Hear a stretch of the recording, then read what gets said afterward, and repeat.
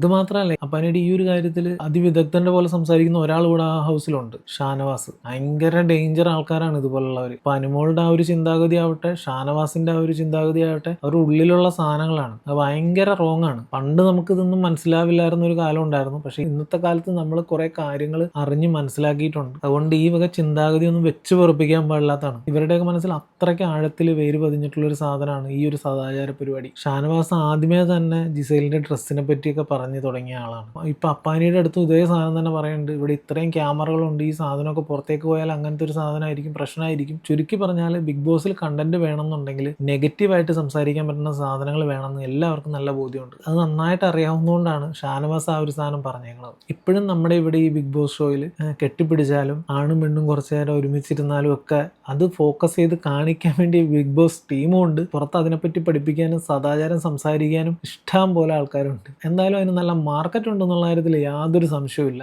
യൂട്യൂബിൽ അപ്പാനി ശരത്തിന്റെ ഫാമിലിയെ പറ്റിയൊക്കെ ആശങ്ക പ്രകടിപ്പിച്ചുകൊണ്ട് എത്രയോ വീഡിയോസ് ആണ് വന്നത്. കഴിഞ്ഞ പ്രാവശ്യവും ഈ സദാചാര പരിപാടിയാണല്ലോ ഏറ്റവും കൂടുതൽ മാർക്കറ്റ് ചെയ്തത്.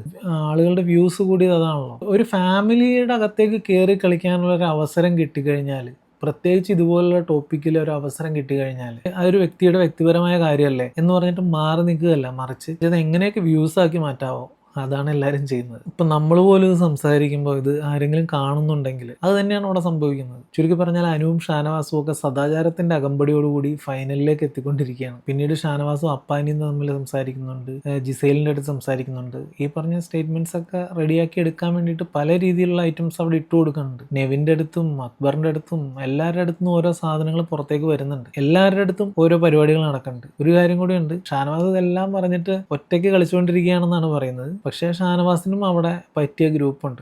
നേരത്തെ അപ്പാനിയുടെയും അക്ബറിൻ്റെയും കൂടെ തുടങ്ങിയെങ്കിലും പിന്നീട് ട്രാക്ക് മാറ്റി ഇപ്പോൾ ഒനീലിൻ്റെയും അഭിലാഷിൻ്റെയും കൂടെയാണ് പോയിക്കൊണ്ടിരിക്കുന്നത്. അതൊരു ടീമല്ല എന്ന് നമുക്ക് പറയേണ്ടി വരും. അതുപോലെ അനുവും ഒക്കെ ഒറ്റയ്ക്കാണ് നിൽക്കുന്നത്. പക്ഷേ ശൈത്യം ഉണ്ടാവും, ആദില നൂറ ഉണ്ടാവും. പക്ഷെ ഇവരൊന്നും ടീമല്ല. ഏതായാലും ഇവർക്ക് ആർക്കും ഒരു ഗ്രൂപ്പും ഇല്ല എന്ന് നമുക്ക് വിശ്വസിക്കാം. ഇത്രയൊക്കെയാണ് അതിൻ്റെ ഒരു വിശേഷങ്ങൾ. ബാക്കി വിശേഷങ്ങളായി പിന്നീട് കാണാം. താങ്ക്